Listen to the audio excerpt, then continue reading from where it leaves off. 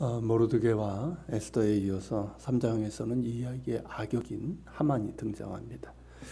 1절에서 이제 그 후에 아하수에로 왕이 하만의 지위를 높이 올려서 함께 있는 모든 대신 위에 두었고 대궐문에 있는 왕의 모든 신하들이 다 왕의 명령대로 하만에게 꿇어 절하도록 했다고 했습니다.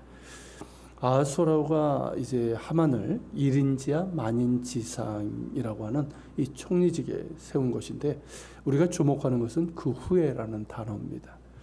그 후에라는 말은 2장의 그 앞장의 마지막에 기록된 아하수에로 왕 암살 미수 사건이 있은 후를 말합니다. 모르드게로 인해서 밝혀져 막아낼 수는 있었지만 자신을 호위하는 역할을 맡은 자들에게서 그런 일을 당했다는 것이 아하수에로에게는 상당한 충격으로 이제 다가왔을 것입니다. 더불어 그의 마음에는 암살에 대한 두려움과 함께 신하들에 대한 의심이 안개처럼 덮었을 것입니다. 실제로 그는 그 마지막에 이제 측근에 의해서 암살을 당하게 되는데, 또 고대 왕국에서는 이런 일들이 종종 있기도 했고 자신이 그런 일을 당했기 때문에 더욱 두려워하고 의심하게 된 것이죠. 그러다 보니 아하수에로는 자신의 왕권과 목숨을 지키기 위해서 매우 안 좋은 방법을 택하게 됩니다. 그것은 자신에게 위협이 되지 않을 만한 신하 한 명을 세워서 그를 통해서 권력을 강화하고 다른 모든 신하들을 통제하는 방법입니다. 그렇게 되면 신하들과 접촉할 일도 없고 골치 아픈 국정에도 적당히 관여하면 되기 때문에 자신의 왕권을 강화하면서도 안전을 도모할 수 있다고 생각을 한 것이죠. 그 과정에서 등장한 인물이 바로 하만입니다. 하만은 높이 들어 모든 대신들 위에 두고 대궐문에 있는 모든 신하들에게 꿇어 절하도록 한 것입니다. 절대적인 권한을 부여한 것이죠. 그런데 하만이라는 자의 이름이 그전에는 나오지 않는다는 것입니다. 1장에서 왕후 아스테가 왕의 명령을 따르지 않았을 때 그 일을 처리하는 과정에서 하만의 이름은 등장하지 않았습니다. 새로운 왕후를 간택할 때도 그 이름이 등장하지 않았습니다. 그리고 이제 7절에 보면 하만이 페르시아 제국 내의 유대인들을 말살한 날을 정한 때가 아하수에로 왕 제12년이라고 했는데, 이를 비추어 보면 에스더가 왕후에 오른 지 5년 후의 일입니다. 그러니까 적어도 5년 전까지는 권력의 중심부에 없던 인물이라는 것이죠. 그런 그가 어느 날 왕을 제외한 최고의 권력자가 됩니다. 초고속 승진을 하게 된 것이죠. 에스더서에서는 중심 인물에 대해서 많은 정보를 제공하고 있지는 않습니다. 하만도 마찬가지인데 그러다 보니 몇 가지 추정을 하게 됩니다. 유대교 라피 중에 한 명은 하만이 아하수에로의 이발사였을 것이다 라고 이제 추정을 합니다. 이발사는 왕을 가까이에서 대면하는 사람이잖아요. 왕을 몸에 만질 수 있는 사람이잖아요. 그러니까 이제 맘만 먹으면 어떻습니까? 왕의 목을 딸 수도 있는 사람인 거예요. 만일 그가 왕이 정말 믿을 수 있고 또 왕을 편하게 하는 그런 사람이라면 어떨까요? 왕은 그를 신뢰하며 자신의 속내를 다 말할 수 있는 사람이 될 겁니다. 추측이긴 하지만 가능성이 있습니다. 하만이 이발사였는지는 확인할 수는 없지만 적어도 그가 왕 가까이에서 섬기던 자였고 왕이 그를 신임하게 되었다는 것은 확실합니다. 처음에는 그에게 중요한 관직을 맡겼을 것인데 하만이 그걸 잘하자 총리직을 세웠겠죠. 이렇게 하만을 모든 대신의 위로 대신들 위에 높이고 하만을 통해 국사를 다루었습니다. 하만은 아하수에로가 원하는 대로 모든 신하들을 통제했고 왕의 권력을 강화했습니다. 그런데 이것이 이두의 민족에게는 커다란 위협으로 다가오게 됩니다. 1절에 하만에 대한 설명이 나오는데 아각 사람 함므다다의 아들로 나옵니다. 아각 사람이라는 것이 중요한데 앞서 모르드게에 대해서 우리가 이제 말씀을 나눌 때 본 것처럼 아각은 아말렉 족속의 왕을 뜻합니다. 그때 말씀드린 것처럼 선지자 사무엘이 이제 아각을 죽였지만 유대 전승에 따르면 그때 몰래 아들을 임신한 아각의 부인이 도망갔고 그 후손이 살아남았다고 합니다. 그리고 그들을 아각 사람이라고 불렀습니다. 10절에서 하만을 유대인의 대적국 아각 사람 함므다다의 아들 하만이라고 부르고 있는데 이는 유대인을 말살할 계획이 이루어진 것이 오랜 역사를 지니고 있음을 알 수 있습니다. 단지 모르드게와 하만과의 갈등으로 인한 것이 아니라는 것이죠. 이스라엘과 그들의 대적 곧 아말렉 자손의 아각 사람들 간의 오랜 갈등이 이때 표면으로 터져 나온 것입니다. 이런 하만이 최고의 지위에 올랐다는 것은 유대인들에게는 임박한 위험을 뜻했습니다. 그가 유대인의 대적 아각 사람이라는 것은 물론 유대인들을 말살할 만한 힘을 갖게 되었기 때문입니다.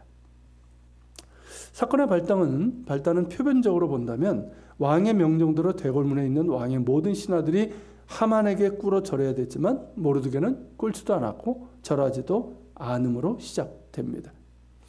이에 대궐문에 있는 왕의 신하들, 함께 일했던 사람들이겠죠. 그들이 어찌하여 왕의 명령을 거역하느냐 하면서 하만에게 꿇어 절할 것을 날마다 권했습니다. 하지만 모르드게는 그들의 말을 듣지 않았습니다. 오히려 자신은 유대인임을 밝히며 하만에게 꿇어 절할 수 없다고 했습니다. 이로 인해서 하만은 매우 분노했고 그가 유대인이라는 것을 알고는 그뿐만 아니라 제국 내에 있는 모든 유대 민족 전체를 말살하려는 계획을 세우게 됩니다. 그렇다면 모르드게는 왜 하만에게 꿇어 절하지 않았을까요? 이스라엘 사람들 역시 왕이나 고관에게는 무릎을 꿇어 절함으로 경의를 표했습니다. 그것 자체가 문제가 되는 것은 아닙니다. 왜냐하면 그런 영화를 보면은 다른 이유가 없이 그냥 하나님 외에는 내가 절하지 않는다 이런 얘기가 나오는데 그건 조금 잘못된 거예요. 왕이나 고관들에게는 꿇어 절함으로 경의를 표했습니다. 그건 우상숭배 그런 거하고 전혀 상관없는 거예요. 자, 자신이 왕의 암살 시도를 막아서 왕의 목숨을 건졌음에도 자신이 아닌 하만이라는 자가 중용되고 높은 자리에 올라서였을까? 그것이 못마땅하고 하만이 싫어서 그리한 것일까? 만약 그렇다고 한다면 어떨까요? 모르드게는 결코 의인이라고 할 수 없는 사람입니다. 자신의 불만으로 인해서 민족을 위기에 빠뜨린 자로 비난을 받아야 마땅합니다. 하지만 적어도 그것 때문은 아닙니다. 모르드게가 하만에게 꿇어 절하지 않은 이유 역시 에스더서에는 설명되어 있지 않습니다. 하지만 우리는 앞에서 하만이 총리가 된 이유를 추정한 것처럼 역시 추정할 수 있습니다. 유대교 랍비들은 하만이 우상 숭배자로 그의 가슴에 우상의 신상을 지니고 다녔거나 그의 옷에 우상의 그림이 수놓아져 있을 것이라고 그렇게 말합니다. 따라서 하만에게 절하는 것은 곧 누구에게 절하는 것이 될까요? 우상에게 절하는 것이기에 우상에게 절하지 말라고 하신 이제 10계명에 따라서 모르드게는 절하지 않았다는 것입니다. 충분히 일리가 있습니다. 그리고 또 하나의 우상이 있는데 이게 더 맞지 않나 싶기도 합니다. 그것은 뭐냐면 아하수에로라는 인간 우상에 대한 거절입니다. 앞서 본 것처럼 아하수에로는 암살 미수 사건 이후에 두려움과 의심으로 인해서 신하들과의 대화를 통해 국정을 처리하지 않고 하만이라는 한 사람만을 상대하게 되었습니다. 이제 여러 신하들과 언쟁할 일도 없고 골치 아픈 일도 직접 처리하지 않아도 됩니다. 자기는 오직 하만과 상대하면 됩니다. 게다가 하만이 모든 신하들을 통제하고 자기가 보기에 정사도 왕이 원하는 대로 처리하는 것 같고 그래서 자기의 권력은 견고해지는 것 같았습니다. 하지만 제국은 하만의 판단과 욕망에 의해서 다스려지고 있었습니다. 하만에 의해서 그렇게 눈과 귀가 가려진 것이죠. 그렇게 눈과 귀가 가려진 채 자신이 무한한 힘과 지식을 가진 왕이라고 생각한 것이고 그러면서 자신을 신과 같은 위치에 있는 것처럼 주장할 수 있었습니다. 이게 전형적인 독재자들의 모습이거든요. 그러면서 자신은 신처럼 여기는 거예요. 고대에는 대제국의 왕이 어떻습니까? 신의 아들이나 신의 대리자로 그렇게 추앙되거나 여겨졌단 말이죠. 이게 일반적이었는데 하만을 통해서 절대 권력을 행사하고 신과 같은 행세를 하고 있는 것이죠. 실제로는 눈과 귀를 가린 힘없고 어리석은 거짓 신이지만 말입니다. 그렇게 모르드게는 우상 숭배를 거절한 것입니다. 하만이라고 하는 자의 몸에 걸쳐있는 우상은 물론 하만을 통해서 스스로를 신이라 높이고 있는 인간 우상인 아하수에로에 대한 거절입니다. 이중적인 우상 숭배에 대한 거절인 것이죠.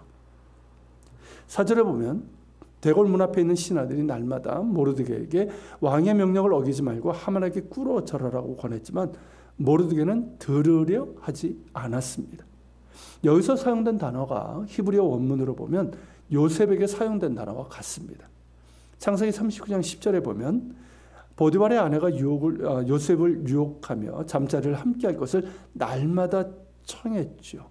그렇지만 요셉이 그 말을 들으려 하지 않았습니다. 똑같은 문장이에요. 이 똑같은 문장을 사용하고 있는데 요셉이 보디발의 아내의 말을 듣지 않은 이유는 이 큰 악을 행하여 하나님께 죄를 지을 수 없기 때문이었습니다. 그것이 하나님 보시기에 큰 죄악이기에 그녀의 말을 듣지 않고 단호히 물리쳤던 것이죠. 그리고 그 대가가 어떤 것인지를 알았지만 두려워하지 않고 타협하지 않았습니다. 상황은 다르지만 모르드게 역시 그리했습니다. 하만에게 꿇어 절하지 않는 것은 왕의 명령을 어기는 것이기에 중한 벌을 받게 되고 왕명을 어기면 실제로 어떻게 됩니까? 죽임을 당하게 되죠. 하지만 살기 위해서 우상에게 절할 수는 없는 것이죠. 자신은 유대인이라고 밝혔는데 이는 살아계신 여호와 하나님 외에는 그 어떤 우상에게도 절하지 않는 사람임을 뜻합니다. 요셉이 그랬던 것처럼 그에게도 하나님을 경외하는 마음이 있었고 자신의 목숨과 안위를 위해서 악과 타협하지 않았던 것입니다. 이 모습을 보면서 이스라엘의 실패가 우상 숭배였음을 기억하게 됩니다. 그들의 패망의 원인은 살아계신 하나님을 버리고 죽은 우상들을 섬긴 반역적인 불순종이었습니다. 하나님을 버렸으니 하나님의 말씀 역시 지킬 리 만무하지요. 이것이 그들의 패망의 원인이었습니다. 그런데 모르드게는 당당히 우상 숭배를 거절하고 오직 하나님만을 섬기는 자임을 사람들 앞에 드러냈습니다. 이스라엘 백성들은 살기 위해 우상을 섬겼습니다. 그것이 자기들이 잘 사는 길이라고 생각한 거죠. 그렇게 살기 위해서 우상을 섬겼으나 오히려 죽음과 같은 패망을 맞이했습니다. 그러나 모르드게는 죽음을 각오하고 우상이 아닌 하나님을 택했습니다. 그로 인해서 그 자신도 위험에 빠지고 그의 민족 역시 대학살의 위험에 빠지게 됩니다. 그러나 우상에게 무릎을 꿇지 않은 당신의 백성들을 지켜보시며 그를 위험에서 구원하시는 분이 바로 하나님이십니다.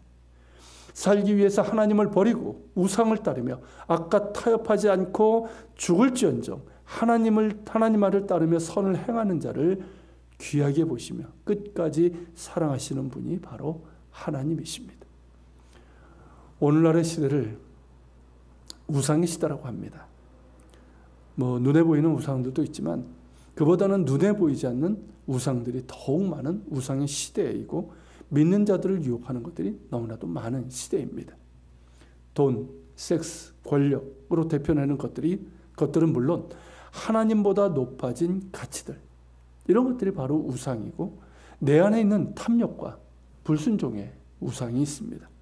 내가 주인 삼은 것들이고 왕노릇하는 나 자신이 우상이기도 합니다. 이런 시대에 우리가 그리스도인이라고 말할 때 모르드게가 자기가 유대인이라고 얘기하지 않았습니까? 그와 마찬가지로 우리가 그리스도인이라고 말할 때 그것은 어떤 의미일까요? 우리 자신을 하나님의 자녀라고 할 때 하나님 앞에 우리가 어떤 모습이어야 함을 의미하는 것일까요? 우상의 시대에 모르드게와 같은 굳건하고 용기 있는 믿음의 사람, 요셉처럼 순결한 믿음의 사람들이 귀하고 하나님께서 찾으시는 사람들입니다. 바로 우리가 그러한 사람들이 되기를 소망합니다. 같이 기도합시다. 살아계신 하나님, 오늘은 모르드게의 정말 하나님을 경외하는 믿음, 그 믿음으로 용기 있게 그 우상을 거절하는 그 믿음을 보았습니다. 그 순결한 믿음을 보았습니다. 이스라엘이 하나님을 버리고 우상을 섬김으로 죽음과 같은 패망을 맞은 것을 기억하게 됩니다. 그러나 모르드게가 그 우상을 거절하고 살아계신 하나님을 따랐을 때 그 위기에서 구원하신 하나님을 또한 기억합니다. 하나님이 우상의 시대에 우리가 주를 따라 섬기게 하시고 우상으로 가득한 이 세상에서 또 우리 안에도 도사리고 있는 우상의 위험 속에서 우리가 오직 살아계신 하나님만을 섬기게 하여 주시고 그래서 하나님의 뜻을 이루며 하나님의 영광을 구할 수 있도록 도와주시옵소서. 같이 기도하며 주마다